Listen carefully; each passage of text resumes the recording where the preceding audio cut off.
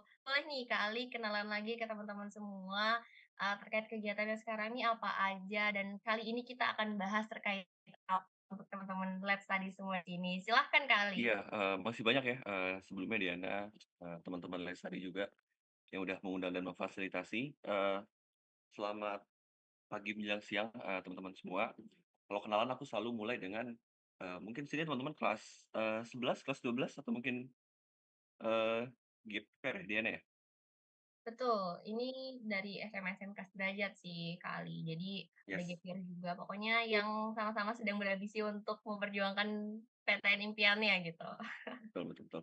Iya, jadi mungkin, kenalan teman-teman, aku Ali, mahasiswa semester 8 ya, tingkat akhir di, jurusan Ilmu Ekonomi Islam, Fakultas Ekonomi dan Bisnis Universitas Indonesia. Kurang lebih gambarannya mungkin 4 tahun atau mungkin 5 atau 3 tahun yang lalu, aku berada di posisi yang sama kayak teman-teman sekarang, mungkin lagi kelas 11, lagi kelas 12, sedang di penghujung gitu ya, bangku SMA mempersiapkan, proses masuk perguruan tinggi, lagi bingung 2 hal, ya bingung pertama terkait ujian, ujian banyak, karena dulu aku di madrasah jadi ada ujian madrasah juga gitu ya, ada ujian sekolah, ujian praktik dan lain sebagainya. Lalu bingung yang kedua, bingung menyiapkan, perguruan tinggi, mau lanjut di mana gitu ya, kampusnya di mana, programnya apa, dan, segala hal yang perlu dipersiapkan. Jadi itu mungkin ya, perkenalan singkat dari aku, semoga bisa, sharing banyak, sama teman-teman semua hari ini. Itu mungkin ya.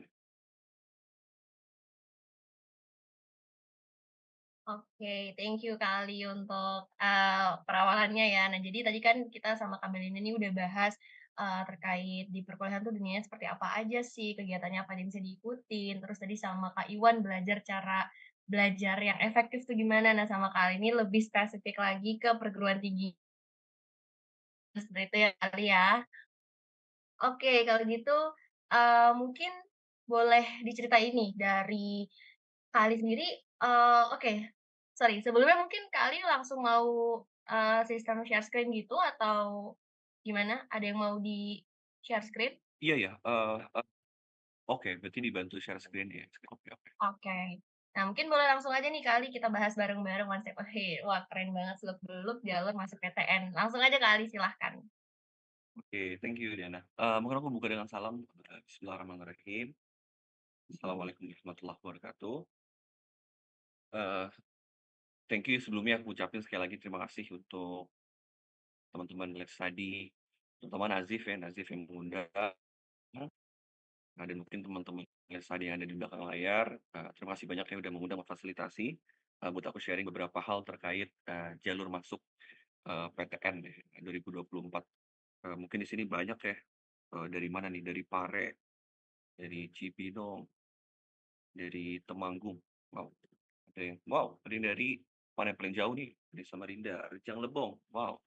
Dari Bengkulu aku sempat ke mampir juga ya, salam kenal Wulan dari Rejang Lebong. Iya banyak tentu teman-teman dari, nggak hanya dari Jabodetabek ya, dari daerah, jadi aku sangat mengapresiasi ya teman-teman Let's Study, memfasilitasi ini semua, sharing beberapa hal mungkin mungkin ya, kalau aku refleksi ke belakang, informasi terkait perguruan tinggi, mungkin tadi Kak Belinda sempat share juga gitu ya, terkait, bagaimana relevansi gitu ya antara perguruan tinggi dan karir, dan juga mungkin tadi Kak Iwan juga sempat share gitu ya terkait, cara belajar gitu ya, mindsetnya. Mungkin beberapa hal ini, informasi ini, informasinya mungkin murah untuk sebagian orang gitu ya, orang-orang yang mungkin punya, privilege gitu ya, mungkin teman-teman yang ada di, kota mendapatkan informasi ini mudah gitu ya, dari sekolah setiap, pekannya mungkin ada workshop, ada pelatihan, ya mungkin dia bisa akses bimbel gitu ya. Sedangkan untuk sebagian orang ini di sisi lain, informasi ini tentu mahal gitu ya. Jadi aku sangat mengapresiasi ya buat, teman-teman yang tadi. Ya mungkin aku mulai, di sini aku akan share beberapa hal terkait, jalur masuk ya perguruan tinggi negeri, tahun 2024. Mungkin boleh next, operator. Ya jadi, di slide ini aku akan share ya beberapa hal, ada 3 hal sebenarnya. Pertama terkait jalur masuk, apa aja sih gitu ya, jalur masuknya, lalu, tahapan seleksinya apa aja. Nah kan di sini mungkin teman-teman udah sempat, familiar juga gitu ya, ada SNBP, Seleksi Nasional Berbasis Prestasi. yang mungkin sekarang prosesnya sedang berjalan ya, proses, pendaftarannya. Lalu ada SNBT, kalau, mungkin familiar UTBK gitu ya. SNBT, Seleksi Nasional Berbasis Tes, sama, jalur mandiri. Nah, kalau aku dari UI, kalau di UI ada SIMAK gitu ya, kalau di UGM mungkin ada UTUL, dan tentunya beberapa kampus negeri lain, punya jalur mandirinya masing-masing. Lalu yang kedua, nanti aku akan share beberapa hal terkait, apa aja sih aspek kayak gitu ya yang perlu diperhatikan saat memilih jurusan. Nanti ada beberapa hal yang mungkin teman-teman perlu perhatikan. Biasanya mungkin taunya adalah tingkat keketatan, oh tingkat keketatannya, 1/10 let's say gitu ya. Berarti yang dari 10 pendaftar yang diterima hanya satu, misalnya interpretasinya seperti itu, atau mungkin daya tampung. Tapi di sisi lain juga ada gitu ya beberapa aspek yang perlu diperhatikan, tentunya yang utama adalah, rata gitu ya atau rata-rata, nilai UTBK. Dan terakhir nanti aku akan share juga terkait, strategi, pemilihan jurusan. Mungkin boleh bantu next? Iya, tadi ya aku sempat mention di jalur masuk, sejak 2023 nomenklaturnya berubah ya. Kalau dulu kita nyebutnya mungkin kalau yang seangkatan sama aku taunya masih, eee, SNMPTN gitu ya, SBMPTN, kalau sekarang berubah namanya jadi, SNBP, SNBT, tapi intinya sama ya, SNBP adalah, seleksi nasional berbasis prestasi, ada beberapa komponen yang diperhitungkan gitu ya, utamanya adalah rapor yang diperhitungkan, rapor dari semester 1 sampai semester 5. Lalu dan juga, portofolio prestasi gitu ya, nanti itu yang diperhitungkan di SNBP. Lalu untuk SNBT sendiri, ini UTBK ya, basis UTBK, kalau dulu namanya SBMPTN. Kebetulan aku juga masuk UI dari jalur ini, UTBK, nanti mungkin, eee, boleh teman-teman mungkin kalau mau nanya, aku akan sangat senang gitu ya, bisa sharing banyak terkait tips mungkin ya, masuk lewat, jalur UTBK ini. Dan terakhir jalur mandiri, nanti mungkin sedikit aku akan singgung ya terkait jalur mandiri, tapi mungkin karena keterbatasan, karena mungkin aku dari UI, jadi aku mungkin pahamnya, seputar SIMAK ya, persiapan jadi aku akan share juga terkait, bagaimana proses sih dan beberapa tahapan teknis di, di SIMAK sebagai jalur mandirinya, di Universitas Indonesia. Boleh next?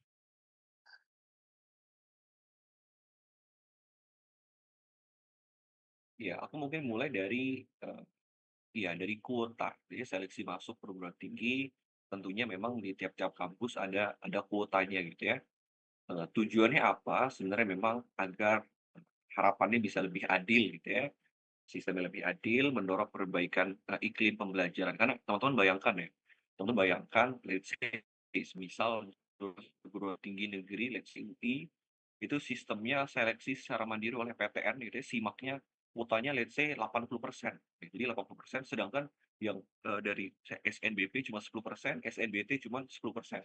Ya SIMIK 80%, itu kan bayangkan itu nggak ada yang dikhawatirkan adalah, prosesnya nggak terjadi secara adil, karena mungkin nggak semua orang punya kemampuan gitu ya, secara finansial untuk masuk lewat jalur mandiri, karena mungkin ada biaya pendaftaran di situ ya. Sedangkan kalau SNBP teman-teman nggak dipungut biaya sama sekali gitu ya. Kalau misalkan sekolah teman-teman Recording eligible stopped. untuk mendaftarkan ya teman-teman, sebagai peserta SNBP, lalu mungkin teman-teman juga eligible gitu ya secara ranking di sekolah, secara ranking paralel, teman-teman bisa ikut SNBP dan teman-teman nggak perlu, mengeluarkan biaya gitu ya. Nah ini, Recording in tujuannya progress. ada batas minimum kuota gitu ya, sedangkan kalau SNBP itu itu sendiri di seluruh Indonesia, wajib ya menerima mahasiswanya minimal, 20%, itu melalui, seleksi nasional berdasarkan prestasi gitu ya, SNBP atau jalur rapor. Lalu untuk SNBT ini minimum 30%, dan yang terakhir mandiri ini maksimum 50%. Nah, aku mulai dulu dari SNBP, secara singkat, sorry, syaratnya dulu ya. Di kanan, teman bisa baca ada 2 poin. Pertama, siswa yang telah dinyatakan lulus ya, seleksi jalur SNBP 2024, SNBP 2023, dan seleksi nasional, kalau dulu namanya SNPTN 2022, tidak bisa mendaftar gitu ya. di UTBK 2024. Jadi ini pastikan ya, ketika teman-teman memilih untuk masuk gitu ya di SNBP, daftar SNBP, pastikan program studi atau jurusan yang teman-teman ambil memang program studi yang teman-teman inginkan ya. Jangan sampai teman-teman udah milih gitu ya program studi itu terus nggak teman-teman ambil. Konsekuensinya 2, pertama teman-teman nggak bisa mendaftar UTBK ya. Lalu yang kedua, ini yang mungkin teman-teman juga sering lihat ya, blacklist gitu ya.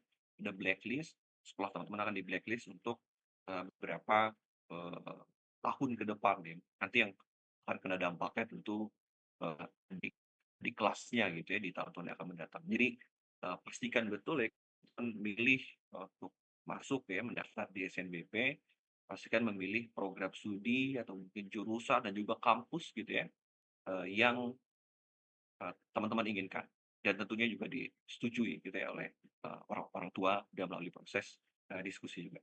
Lalu yang kedua, siswa dinyatakan lulus seleksi jalur SNBP tidak dapat, mendaftar, seleksi jalur mandiri di PTN Jadi ini udah benar-benar one way ketika teman-teman memilih, untuk mendaftar SNBP dan teman-teman keterima, ya udah teman nggak akan bisa masuk ke UTBK gitu ya, daftar UTBK dan kalau di UI atau mungkin di beberapa PTN ya, setahu aku juga nggak bisa, daftar seleksi jalur mandiri. Jadi nama teman-teman, tentu udah di-list ya, bahwasanya teman-teman udah terima jalur SNBP dan nggak akan bisa masuk, melalui, jalur SNBP ataupun, seleksi.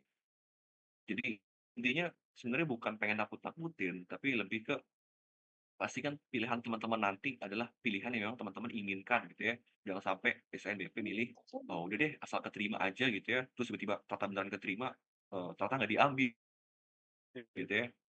Oh, toh ini ada Habibie. Habibie dari mana nih? Nggak kelihatan nih, potong. Dari Samarinda, wow.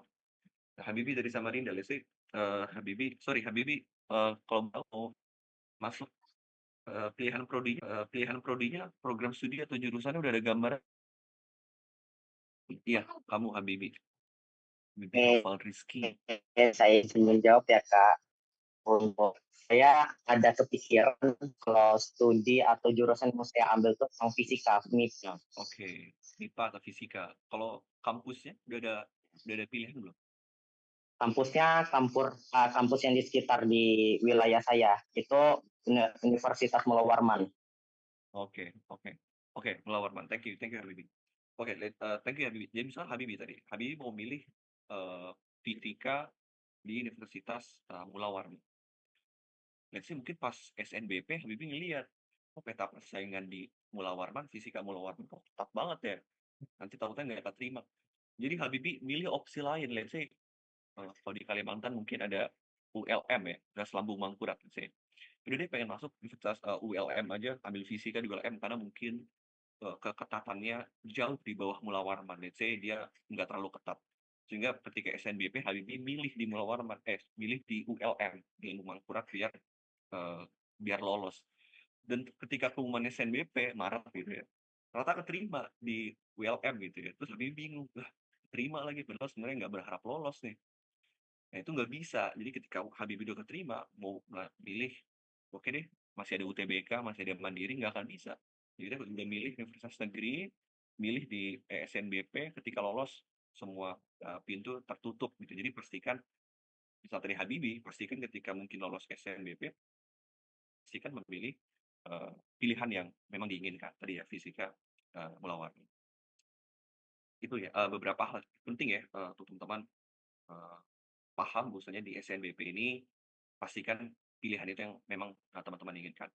Boleh next?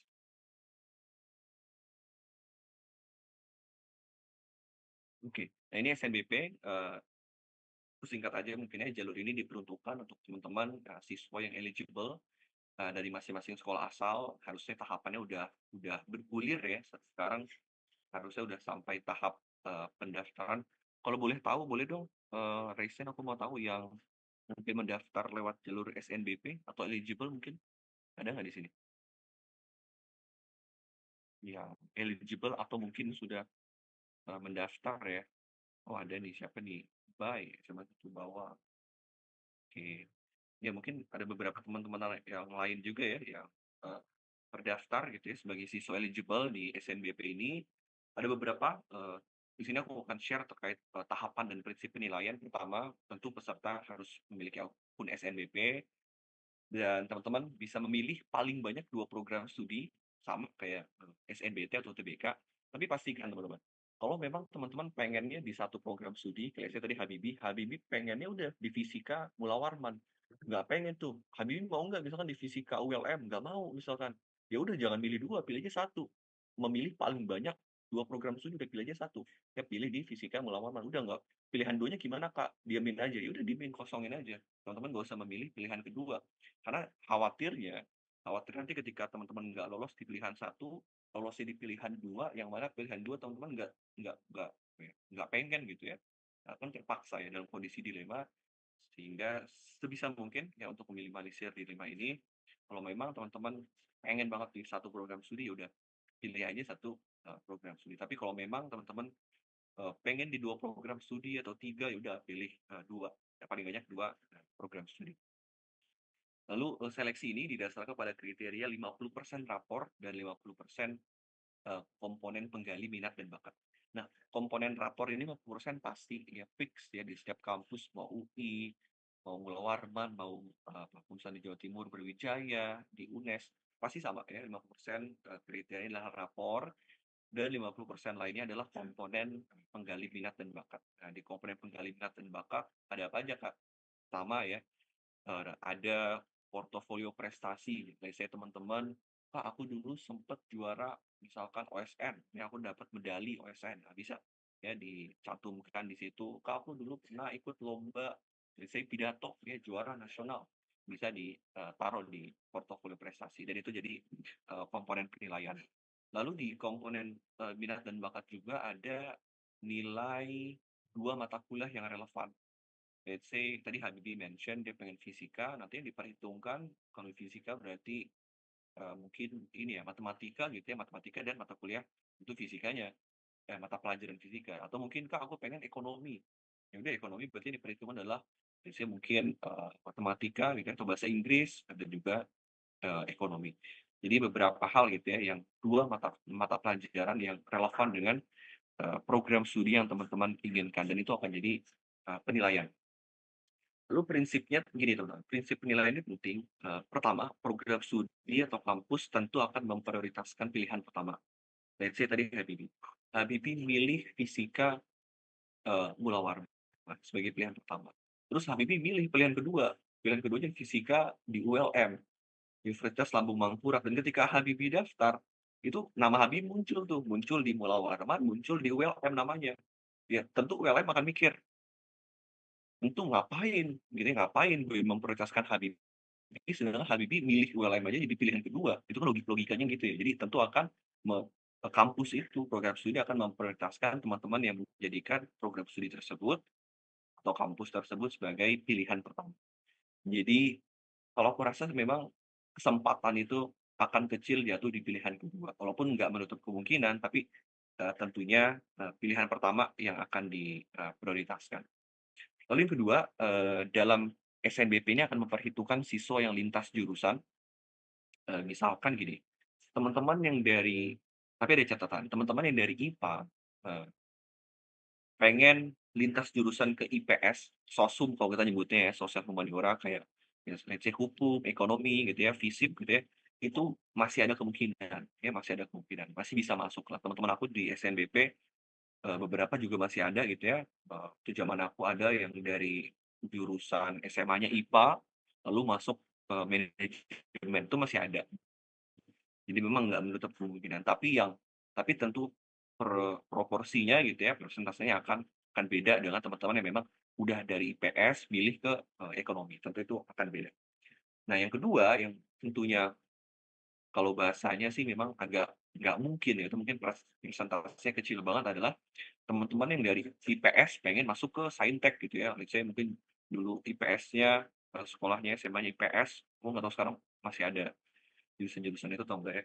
Tapi let's say ya, SMA-nya IPS lalu pengen ngambil kedokteran. Tentu ini kan, akan diperhitungkan ya, teman-teman yang lintas jurusan ini peluangnya tentu akan kecil. Jadi pastikan, pilihan teman-teman, linear walaupun memang pengen lintas jurusan, kalau bisa, ya kalau memang dapat jatah SNBP nggak apa-apa ambil kesempatannya. Cuma kalau memang teman-teman, ada keinginan untuk lintas jurusan, kayak aku pribadi aku lintas jurusan, aku dari IPA ambil ekonomi Islam, sebisa mungkin maksimalkan persiapannya di, SNBT ya, UTBK ataupun jalur mandiri. Lalu yang terakhir, memperhitungkan rekam jejak kinerja sekolah, tentunya jadi bahan pertimbangan juga bagaimana kita nyebutnya indeks sekolah, kita kalau di kampus sebutnya indeks sekolah. Pertama, apakah ada alumni yang memang udah masuk ke kampus atau prodi tersebut, lalu bagaimana rekam jejak alumni tersebut gitu ya, apakah memang alumni yang pernah lolos, mungkin pernah menolak SNBP sehingga mungkin akan di-blacklist. Nah, itu kan beberapa, hal ya, rekam jejak kinerja sekolah dan itu, akreditasi sekolah juga jadi bahan pertimbangan. Jadi kalau aku bilang, aku selalu mention ini ke teman-teman, yang sedang berjuang untuk masuk di perguruan tinggi negeri favorit, dan aku bilang SNBP ini memang beberapa hal, terlalu banyak, bahan penilaian ya, bahan pertimbangan dari kampus. Jadi memang jangan terlalu berharap sama SNBP. Karena tentu ada faktor luck juga di situ ya. Let's say mungkin sekarang Habibie let's say sama orang A, let's say Fulan. Habibie mungkin punya prestasi tinggi gitu ya, punya, pengalaman yang banyak di sekolah gitu ya. Let's say mungkin punya track record kepemimpinan ya, let's say mungkin aktif di berbagai macam organisasi ya, aktif di perlombaan. Tapi mungkin karena faktor sekolahnya, ini contoh ya Habibie ya, mungkin sekolahnya bukan akreditasinya A dibandingkan sama orang lain, si Fulan, yang mungkin nggak punya track record kepemimpinan yang bagus, ya nggak pernah punya pengalaman organisasi, lomba juga nggak punya ada pengalaman lomba, tapi mungkin dari kampus, dari sekolah yang akreditasinya A, Habibie bisa kalah. Jadi ini aku bilang ya, SNBP jangan terlalu berharap, memang ada banyak faktor yang dipertimbangkan oleh SNBP sehingga yang bisa teman-teman perjuangkan betul adalah melalui jalur SNBT karena pure dengan hasil usaha teman-teman, nggak peduli mau Habibie, mau Fulan, mau siapa, selama dia memang, ketika UTBK bisa maksimal, bisa dapat skor nilai yang tinggi, tentu peluangnya akan tinggi. Boleh next? Sorry ini, Dayana aku ada waktu sampai sampai jam berapa ini? Sampai jam 11.30 sih kali Oke, sebenarnya. siap Tapi it's siap, aku okay. cepet aja. Iya Oke. tadi SNBP, thank you Diana. SNBP tadi aku udah sempat mention ya, ada 2 hal yang diperhitungkan, rata-rata nilai rapor seluruh mata pelajaran, sama komponen penggali minat dan bakat. Nah, komponennya ini, tadi aku sempat mention juga ya, beberapa komponen itu bisa, dari 2 mata pelajaran pendukung. Nah, nah ini nanti teman-teman cek, kalau ekonomi, apa kira-kira mata pendukungnya, mata pelajaran pendukung. Atau let's say kalau tadi Habibie fisika kira-kira apa. Lalu yang kedua prestasi, kalau prestasi tadi ya teman-teman nanti akan mencantumkan 3 prestasi terbaik, Kak boleh lebih nggak bisa nih batasnya 3. Nah, nanti urutkan dari yang prestasinya paling tinggi. Jadi bukan juara 1, juara 2, juara 3, bukan, tapi dari tingkatannya. Apakah mungkin punya prestasi internasional, nasional, provinsi, kabupaten. Nah, itu jadi urutkan dari paling tinggi. Misalkan teman-teman punya juara 1 kabupaten, sama juara 2 provinsi, tinggian mana? Tinggian juara 2 provinsi, gitu ya. Jadi urutkan yang tingkatan provinsi yang paling tinggi, bukan juaranya. Ya, mau juara 1 kabupaten sama juara 2 provinsi tentu lebih tinggi juara juara 2 provinsi, itu ya. Lalu portofolio ini kalau misalkan teman-teman milih, program studi seni, atau olahraga. Boleh next? Nah, ini SNBT, kalau SNBT tentu, terkait seleksinya. Kalau aku mungkin SNBT ini lebih, teknisnya nggak terlalu banyak ya, teknisnya tentu ya terkait pendaftaran, memilih program studi, ya mengunggah, portofolio, memilih pusat, UTBK, pilihan dan lain sebagainya, dan tentu aku nggak akan cerita terlalu banyak terkait apa-apa yang perlu dipersiapkan. Eee, Mungkin ya Kak Iwan juga sempat share tadi mungkin nanti kalau ada tanya jawab, teman-teman mau nanya kira-kira tips apa aja yang perlu dipersiapkan, tips and trik terkait, UTBK nanti, aku akan senang untuk menjawab. Boleh next? Iya ini jadwal pelaksanaannya teman-teman, ya SNBP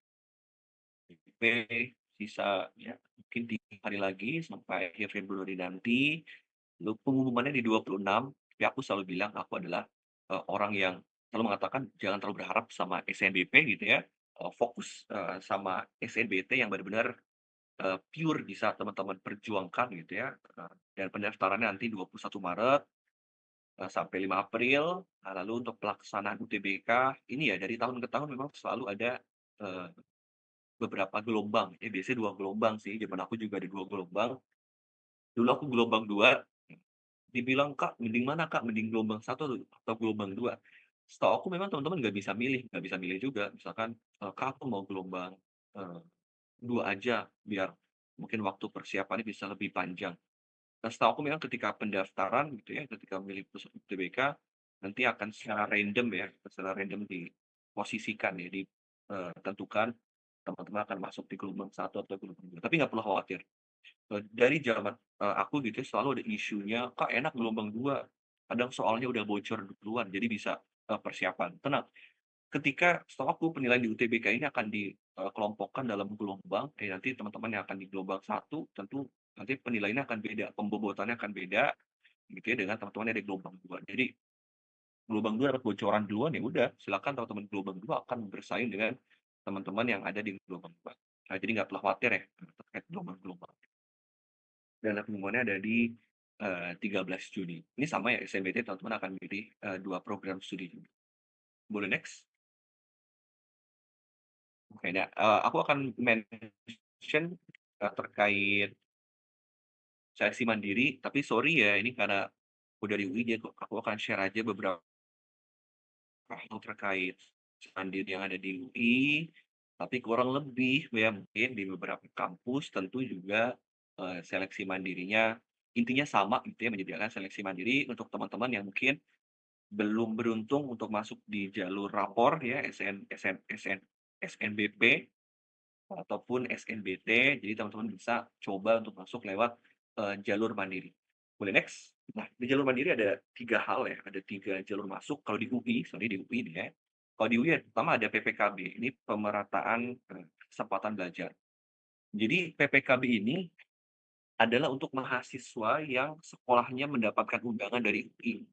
Nah, jadi biasanya UI tiap tahun itu akan mengevaluasi, akan mengirim undangan ke sekolah-sekolah gitu ya, sehingga sekolah-sekolah tadi bisa mendaftarkan, siswa-siswanya ya atau calon mahasiswanya untuk masuk UI sama, intinya lewat jalur rapor tapi beda ya. Kalau jalur rapor SNBP itu kan memang dikelola oleh pusat ya, oleh SNMPB, aku lupa, SNPB ya, iya ada, badannya yang mengurus itu, kalau zaman aku dulu LTMPT. Nah, itu diurus secara nasional. Kalau PPKB enggak, PPKB ini jalur masuk yang ngurus adalah UI sendiri. Ya tapi tetap jalur masuknya lewat rapor. Jadi UI yang akan mengirimkan undangan ke sekolah-sekolah terkait gitu ya. Jadi mungkin teman-teman, ini pendaftarannya masih April sampai Juni, mungkin gitu ya teman-teman ada, dari sekolah coba ditanyakan aja ke gurunya ya, kira-kira, "Ibu, kita udah masuk mendapatkan undangan PPKB dari UI atau belum?" Gitu ya. Kalau semisal belum, tolong nanti bisa, kontak ke UI, mendaftarkan gitu ya, agar dapat, kesempatan, mendaftar lewat jalur PPKB. Nah, di sini juga ada beberapa jenis, formulir ya, ada satu reguler, non reguler, dan, vokasi. Ya kayak semisal kalau aku reguler S1 Ilmu Ekonomi Islam, di Fakultas Ekonomi dan Bisnis reguler, dan mungkin kalau vokasi itu kayak let's say mungkin manajemen pariwisata, itu ada di vokasi UI, baik, D3 ataupun D4. Lalu bedanya apa sih misalkan ya reguler dengan yang, non reguler? Persamaannya dulu ya, persamaan tentu mendapatkan fasilitas, kurikulum dan gelar yang sama, sedangkan perbedaannya adalah pada, biaya masuknya. Nah ini penting juga teman-teman. PPKB ini karena memang ini adalah jalur mandiri, tentu ini dipungut biaya ya, eee ada UKT dan ada kalau UKT tentu semua akan mendapatkan UKT juga ya, atau SPP teman-teman kalau di, apa namanya, di kampus gitu ya. Nah sedangkan kalau yang non reguler, yang teman-teman yang masuk PPKB, jalur non reguler, selain membayarkan UKT, teman-teman akan bayar, kalau sekarang bahasanya IP ya, iuran pengembangan institusi di semester satu. Jadi uang uang pangkal ya, kita tahunya nyebut uang pangkal. Nah, itu akan membayar kalau teman-teman masuk lewat, seleksi, jalur PPKB. Jadi pastikan aja kalau teman-teman misalkan, "Kak, aku kalau bayar uang pangkal kayaknya agak berat. Nah, aku pengen masuknya, lewat yang jalur reguler aja." Silakan ya pilih, yang S1 reguler, bukan yang non reguler. Nah, ini seleksi PPKB-nya dari April sampai Juni, sedangkan pengumumannya di bulan Juli. Boleh next? Oke, tadi PPKB, nah ini SJP, seleksi jalur prestasi.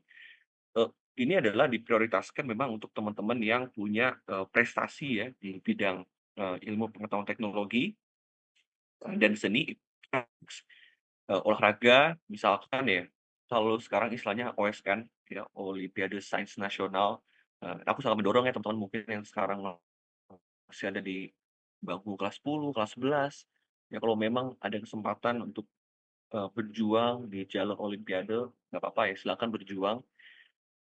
Misalkan masuk, "Kak, aku dapat medali perak," ya, jalur, let's say bidang ekonomi. Nah, itu teman-teman bisa masuk ke UI lewat jalur seleksi jalur prestasi. Jadi nggak perlu ada tes apa-apa, teman-teman cukup mendaftar, sertakan bukti ya, sertifikat medali yang teman-teman dapatkan. Nah, ini dari medali emas, medali perak, medali perunggu. Kalau misalkan dari OSN atau mungkin beberapa olahraga lain, sorry, seleksi lain, aku nggak tahu kalau di seni itu apa, IFLSN ya, aku kurang hafal istilahnya gitu ya, atau mungkin O2SN kalau olahraga. Nah, semisal teman-teman mendapatkan juara, prestasi atau medali di olahraga atau seni atau olimpiade tersebut, teman-teman bisa langsung masuk ya, mendapatkan apa ya, istilahnya golden ticket ya, masuk UI, tentunya memilih program studi yang linear. Let's say gini, kalau olimpiade tentunya linear, kalau saya ekonomi, teman-teman dapat menang OSN bidang ekonomi. Kalau di FEB sendiri, karena aku dari FEB, teman-teman bisa memilih 2 program studi. Either itu program studi ilmu ekonomi atau program studi ilmu ekonomi Islam. Nah, itu jadi teman-teman bisa langsung memilih, ya mau masuk ekonomi, langsung masuk, atau milih ekonomi Islam. Atau let's say mungkin teman-teman dapat medali fisika, ya teman bisa masuk tuh, masuk FMIPA gitu ya, fakultas MIPA, milih tentu program studi yang yang linear ya atau yang relevan. Ini seleksinya kurang lebih sama ya, Mei sampai Juni dan pengumumannya di bulan Juli. Boleh next. Terakhir untuk seleksi mandiri, tentu ada SIMAK ya, teman-teman mungkin, sering dengar juga istilahnya. Jadi SIMAK ini aku mungkin akan fokus bahas di S1 reguler, kalau Kakak itu kelas internasional, tapi mungkin kalau teman-teman ada yang minat boleh juga kalau memang mau mendaftar kelas internasional, tapi aku akan fokus ke S1 reguler. Jadi S1 reguler ini untuk jalur SIMAK ya mandiri, sama nanti akan ada tesnya ya, tes, eee, kayaknya kalau nggak salah tahun ini masih online ya sifatnya ya. Jadi untuk teman-teman daerah punya kesempatan yang sama juga untuk mendaftar lewat SIMAK. Ini diperuntukkan untuk teman-teman lulusan SMA, SMK, MA, dan sederajat yang memiliki usia ijazah tidak lebih dari 3 tahun saat mendaftar. Jadi memang untuk teman-teman yang gap year, yang tidak lebih dari 3 tahun atau mungkin masih tahun ketiga gap year-nya, ini masih bisa mendaftar lewat jalur SIMAK UI ya. Dan pendaftaran tahun ini 2024 ini diperuntukkan untuk teman-teman yang lulusan tahun 2024, 2023, 2022.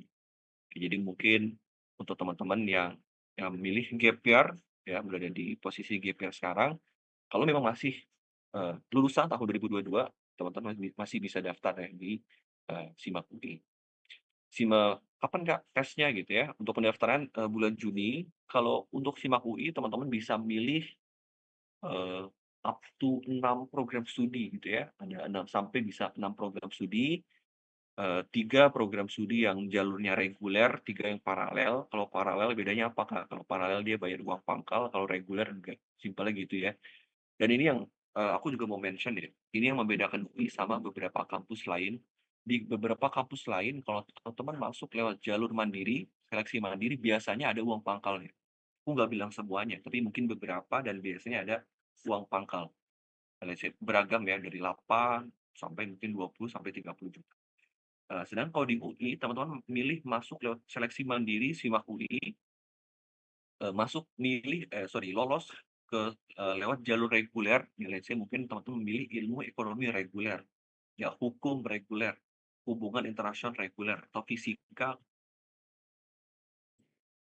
itu teman-teman nggak perlu bayar pangkal, ya cuma ya udah cukup sama kayak teman-teman lain membayarkan uang kuliah tunggal atau UKT aja. Nah, ini membedakan UI dengan mungkin beberapa, kampus, lain ya di luar sana.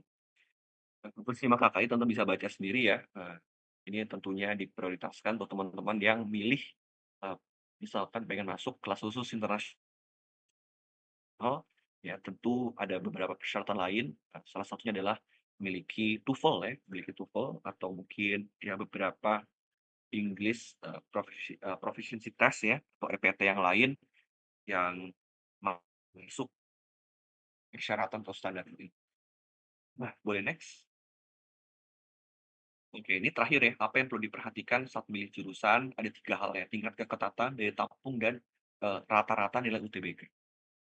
Mungkin boleh next. Pertama ya, terkait, tingkat keketatan, nah ini, jadi ketika teman-teman, mungkin sempat baca, sering baca di mana gitu ya, tingkat keketatan, satu keketatan atau biasanya persentase 5,15%. Ya 2,23%. Itu tingkat kekerasan sebenarnya angkanya dapat dari mana sih, Kak? Angkanya ada dapat dari daya tampung dibagi peminat. Ya, daya tampung tuh let's say nih aku udah contoh di sini ya. Untuk daya tampung, rumpun kesehatan dan saintek. Let's say ini pendidikan dokter di UI. Pendidikan dokter UI itu kedokteran daya tampungnya tahun ini 55 ya, hanya untuk 55, calon mahasiswa. Sedangkan peminatnya 1.854. Sehingga teman-teman bisa hitung tuh ya, tingkat keketatannya berapa persen. Atau mungkin nih, misalkan tadi Habibie milih fisika. Fisika daya tampung itu 28 ya tahun ini. Sedangkan peminatnya 128. Nah, teman-teman bisa hitung deh tingkat keketatannya berapa persen.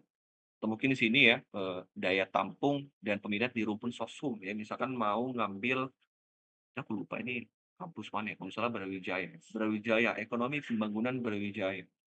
Daya tampungnya berapa? Daya tampungnya 34, peminatnya berapa? 376. Ya berarti kan sekitar berapa tuh? Ya 9 atau 10% ya, tingkat keketatannya. Jadi teman-teman lihat ya, tingkat keketatan itu berapa persen, angkanya dari mana? Angkanya ada dari daya tampung dibagi peminat. Ini satu hal yang bisa teman-teman jadikan, pertimbangan ketika memilih program studi, teman-teman pertimbangkan, tingkat, boleh next? Nah, ya ini tingkat keketatan kalau di FEB UI ya, let's say 1/23 ya, jalur SNBP yang paling ketat itu di bisnis Islam, 1/23. SNBT juga sama ya, bisnis Islam 1/26. Ya kalau di, SIMAK, wah ini ya SIMAK yang ketat di manajemen ya, 1/274. Jadi gini, satu hal itu, ketika teman-teman menginterpretasikan ya, oh berarti kalau tingkat kekekatannya 1/23 berarti misalkan di sini ada siapa nih? Oh yang on cam aja, Yudhistira. Yudhistira dari, SMAN. Ini kepotong, dari mana Yudhistira sekolahnya? Dari SMA Negeri 28 Kabupaten Tangerang. Oke, dari Tangerang, siap. Kalau boleh tahu Yudhistira udah ada gambaran mau masuk mana pilihan prodinya? Kalau pilihan pertama sih mungkin teknik informatika atau ilmu komputer, Hmm, lalu yang kedua itu akuntansi. akuntansi, oke akuntansi. Kalau boleh tahu kampusnya udah ada pilihan belum? Kampusnya mau di mana? Akuntansi mungkin, yang pertama mungkin dari UI, terus yang kedua itu dari UGM. Oke, siap siap. Thank you ya Yudis ya. Yudhistira. Oke, misalkan tadi Yudhistira mention di sini ada akuntansi ya. Oke, misalkan mau masuk akuntansi UI atau UGM, let's say mungkin lewat jalur SNBT. Di sini tingkat keketatannya adalah 1/22 nih ya, 1/22.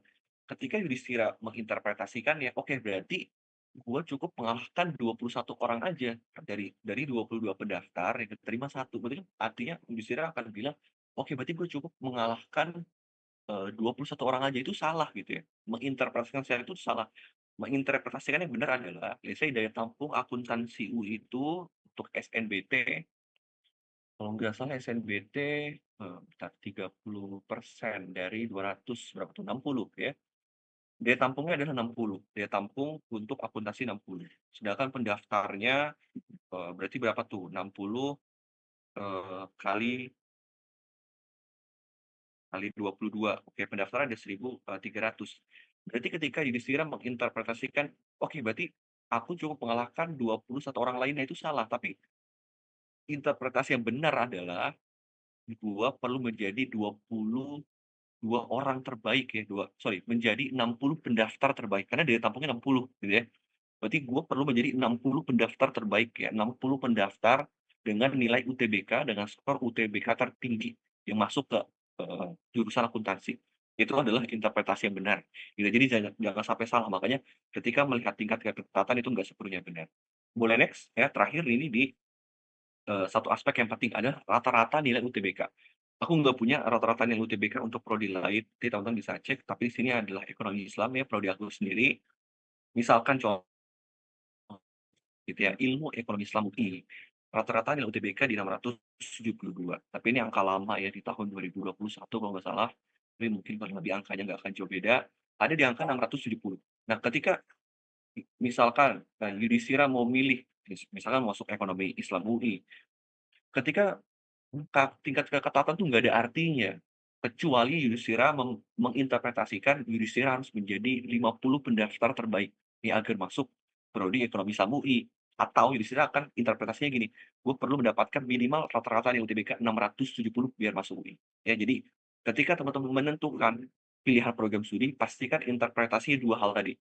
Menginterpretasikan gue perlu menjadi 60, nanti lihat teman-teman lihat daya tampungnya, misalkan daya tampungnya 40, gue perlu menjadi calon mahasiswa ya, pendaftar dengan nilai UTBK tertinggi ke-60 gitu ya, atau mungkin 60 tertinggi, atau teman-teman harus interpretasikan berapa sih nilai UTBK yang perlu gue dapatkan untuk, mendapatkan, lolos di, program studi tersebut. Jadi 2 hal ya, jadi jangan jangan sampai teman-teman, terpaku gitu ya, terlena dengan tingkat keketatan yang mungkin cukup besar, tapi ternyata mungkin cukup besar karena daya tampungnya cukup besar juga. Jadi, pastikan interpretasinya, either dari, 2 cara tersebut ya.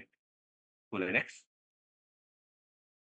Oke, ini terakhir ya beberapa strategi, tentu kebijakan di beberapa PTN menggunakan sistem pemerataan, jadi nggak mungkin UI milih dari Depok semua, gitu ya, UI milih di Jakarta semua, nggak mungkin, pasti ada, sistem pemerataan, milih dari teman-teman dari Kalimantan, dari Sumatera, dan juga mungkin teman-teman di beberapa kampus lain tentu akan menggunakan sistem pemerataan. Lalu perhatikan juga peta persaingan dengan teman satu sekolah, kalau misalkan milih lewat SNBP, kalau SNBT nggak usah khawatir, nggak ada persaingan dengan teman satu sekolah, tapi kalau SNBP ada persaingan, jadi pastikan ketika teman-teman milih lewat jalur SNBP, pastikan teman-teman yang lain ada milih prodi yang sama nggak, gitu ya, ada milih jurusan yang sama nggak. Kalau misalkan sama, misal teman-teman ranking paralelnya di bawah temannya tersebut, sebisa mungkin ya udah, pilih program studi lain. Karena kemungkinannya lolos 2 orang dari sekolah yang sama dalam satu prodi, itu tentu, peluangnya kecil. Lihat daya tampung dan peminat tahun lalu buat mengukur teman-teman, dan juga jangan jangan lupa juga lihat rata-rata nilai UTBK gitu ya. Dan terakhir, siswa jurusan IPA dapat memilih, jurusan IPS ya, tapi tidak direkomendasikan sebaliknya. Untuk teman-teman dari jurusan IPS, milih ke IPA ya, atau Saintek. Itu aja mungkin, teman-teman dari aku senang ya menjawab kalau misal teman-teman mau sharing, mau tanya gitu ya lebih banyak, silakan bisa kontak aku lewat IG ya, @Kifayatullah, mungkin by email. Silakan ya kalau misalkan mau nanya, terkait seputar jalur masuk ya, teknis-teknis yang perlu, dipersiapkan. Itu aja dari aku ya, aku kembalikan ke Diana. Makasih teman-teman. Oke, terima kasih banyak juga Kak Ali buat, penjelasannya. Nah,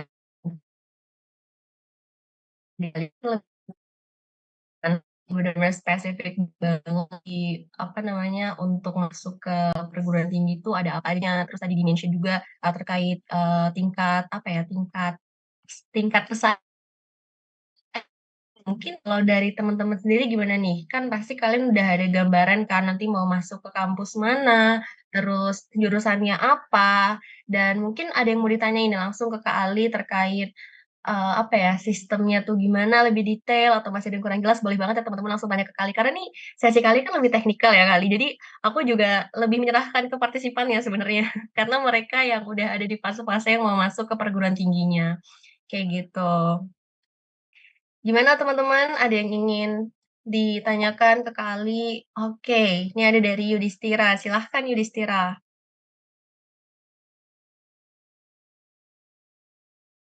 Apakah suara saya terdengar? Terdengar.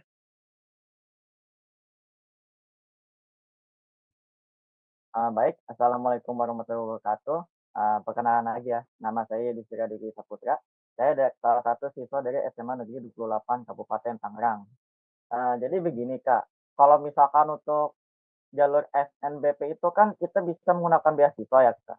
Bukan beasiswa, sertifikat.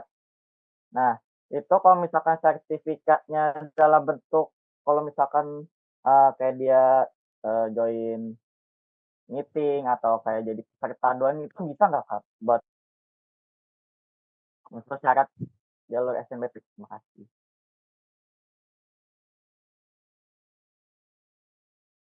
Oke, thank you. Ini aku serahkan ke Diana deh, kira-kira mau ditampung aja atau gimana? Boleh langsung jawab aja kali. Oke, Silakan. Yudis tadi pertanyaan terkait sertifikat SNBP. Jadi gini Yudis, ini aku sharing di record ya, tapi nggak apa-apa deh. Jadi ini kalau di website ada poin-poinnya ketika masuk di akan sertifikat gitu ya, itu akan ada nilainya masing-masing, akan ada bobotnya. Ini aku nggak kasih nilai spesifik, tapi ini gambaran kurang lebih gini. Let's say Yudis punya prestasi, let's say mungkin juara 2 atau bahasa Indonesia tingkat nasional. Nah, itu kan ada nilainya tuh. Akan ada nilainya, let's say mungkin nilainya adalah 50 poin. Ya lalu mungkin yang kedua ada, juara 3 provinsi, di provinsi let's say di, Petikan Banten gitu ya, akan ada nilainya mungkin 25 ya, juara 2 atau juara 3. Nanti akan ditotalkan, poinnya Yudis akan ditotalkan dan juga peserta peserta pendaftar dapat nilai totalnya. Tapi satu hal, nilai yang diperhitungkan itu atau memang yang memperhitungkan tingkasi ya, kepesertaan, ada yang memperhitungkan, tapi gini, yang diperhitungkan itu biasanya adalah seleksi nasional. Dalam misalkan peserta OSN gitu ya, peserta Olimpiade Sains Nasional, itu mungkin peserta apa gitu ya, mungkin yang seni itu akan diperhitungkan di UDIS. Kalau memang catatannya adalah pada tingkat nasional atau mungkin provinsi bobotnya beda. Ya bobotnya mungkin nggak sebesar menjadi juara 1, juara 3 atau mungkin, harapan gitu ya, itu tentu masih ada bobot nilainya. Jadi kalau memang UDIS yang punyanya gitu ya, punyanya ada tingkat kepesertaan, mungkin tingkat nasional nggak apa-apa ya, silakan dimasukkan. Tapi kalau memang Yudis punya juara 2 provinsi, ya udah masukkan yang paling tinggi, ya provinsi dulu. Dalam artian tadi Kak, tapi kata Kakak tadi kalau misalnya punya nasional, masukin yang nasional dulu. Tapi nasionalnya yang juara, maksud aku ya, yang punya medali atau juara. Tapi kalau misalkan cuma punya kepesertaan, lebih baik mungkin masuk ke nanti di opsi kedua atau ketiga gitu ya. Jadi pastikan masukkan dulu yang punya prestasi juaranya, selebihnya mungkin nanti kalau tingkat kepesertaan mungkin bisa masuk kedua atau 3. Tapi kalau misalkan semuanya punyanya ada Kak, aku pesertaan, itu yang jadi itu nggak apa, masukkan aja dan urutkan dari yang paling tinggi ya, nasional, provinsi, atau kabupaten. Itu ya, Yudis ya. Tentu tetap diperhitungkan, oleh nanti penilainya, oleh reviewer. Oke, makasih ya Kak. Ya, sama-sama. Semoga menjawab ya. Oke, thank you Yudis buat pertanyaannya, thank you juga Kak Ali sudah dijawab. Nah, ini ada yang pertanyaan teknikal lagi nih, Kak Ali dari Gaitsa. Mungkin ini pertanyaan terakhir ya, karena waktu kita juga terbatas. Jadi nanti kalau ada follow-up question mungkin bisa langsung menghubungi Kak Ali kali ya, Kak Ali. Oke, ini ada dari Gaitsa. Halo Kak, perkenalkan saya Gaitsa dari SMK Negeri 2 Temanggung. Izin bertanya terkait materi dari Kak Ali ketika mau masuk di jalur SNBP, lebih baik memilih 1 univ atau 2 univ? Terima kasih.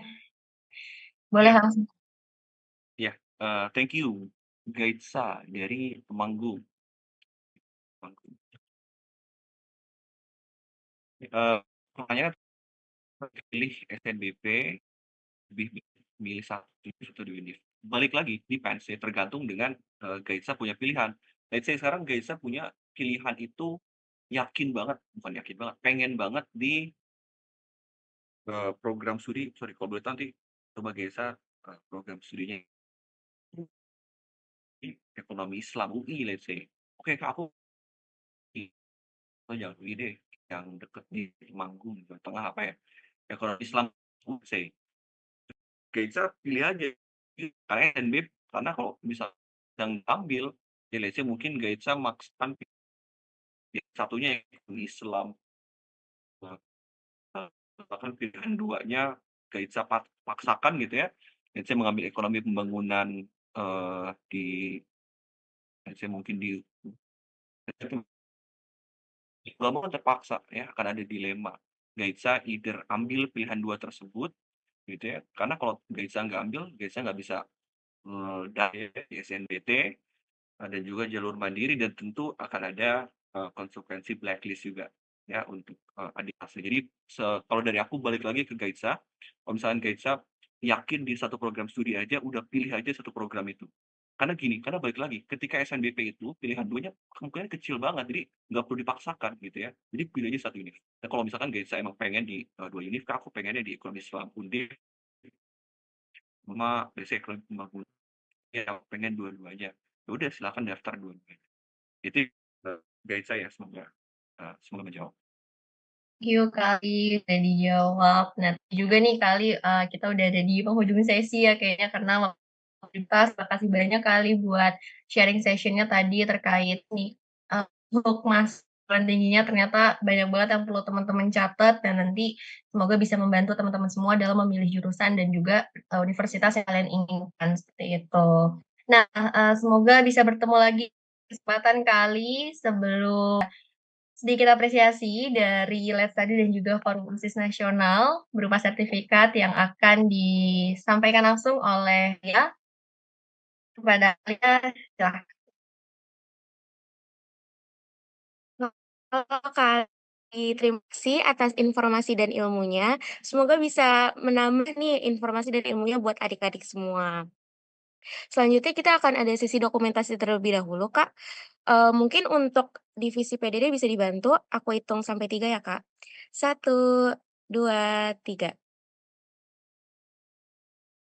Oke, sekali lagi terima kasih ya, Kak Ali.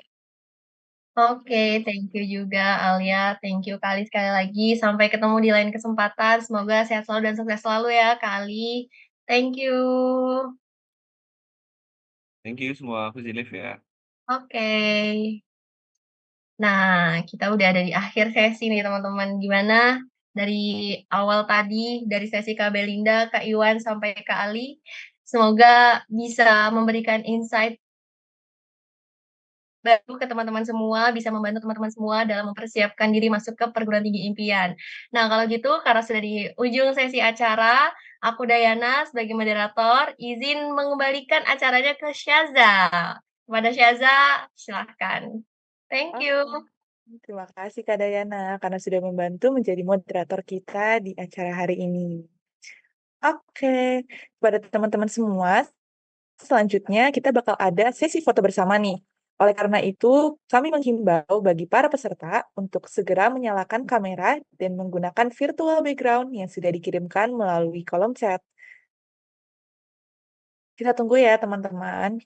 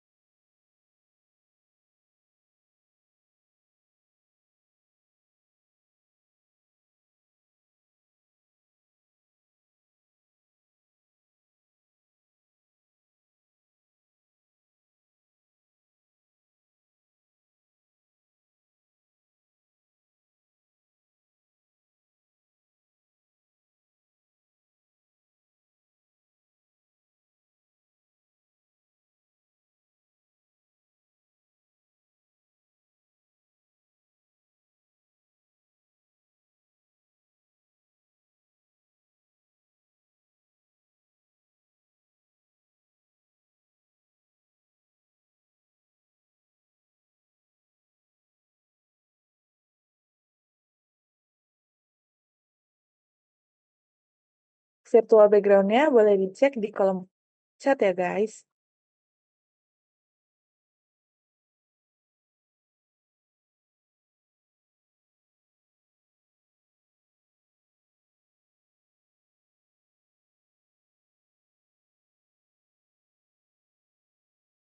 Oke, karena kayaknya sudah pada menyalakan kamera, mungkin langsung saja kali ya kita ke sesi dokumentasi.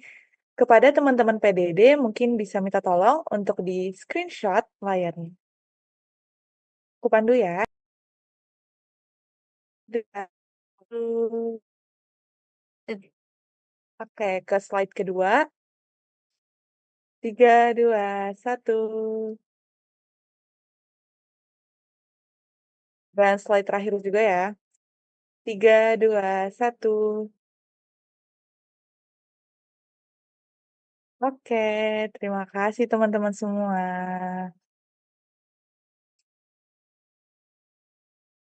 Wah, jadi kita tadi sudah mendengarkan berbagai informasi penting dan bermanfaat dari speaker kita ya.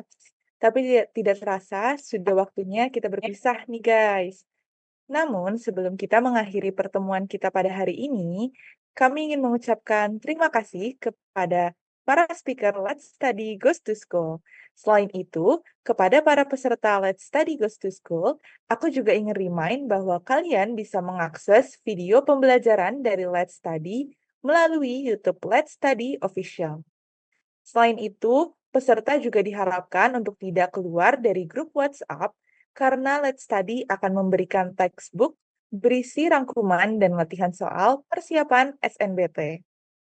Cukup dengan membuka buku dan belajar, kalian sudah bisa memulai persiapan gratis. Ya, dari kami untuk ini, saya Syaza. Selamat siang dan terima kasih. Sampai jumpa semuanya.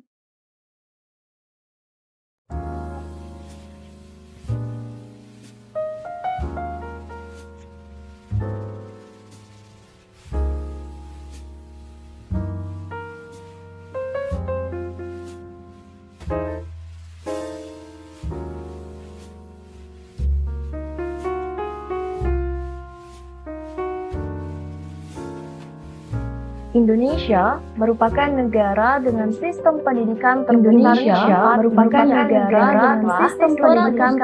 keempat di dunia dengan jumlah 278 juta penduduk yang terbagi ke dalam 44 juta siswa, 3 juta guru, dan 221 ribu sekolah. Tapi, apakah sumber daya yang besar ini sudah berbanding lurus dengan kualitasnya?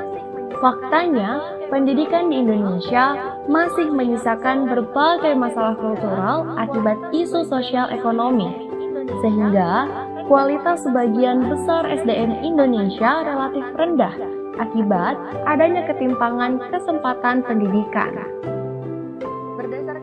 Berdasarkan data yang dikemukakan oleh Organization for Economic Cooperation and Development tahun 2018, siswa yang berasal dari keluarga kurang mampu cenderung memiliki keterampilan akademik yang lebih buruk dan sulit untuk mengakses pendidikan berkualitas. Selain itu, survei sosial menunjukkan bahwa status ekonomi masih membedakan capaian tingkat pendidikan penduduk. Oleh karena itu, pemerintah menetapkan kebijakan pembangunan nasional inklusif dan berkelanjutan, serta menginstruksikan program pemerataan pendidikan sebagai salah satu pilar dalam perwujudan Visi Indonesia Emas 2045. Saat ini, pemerintah sedang berupaya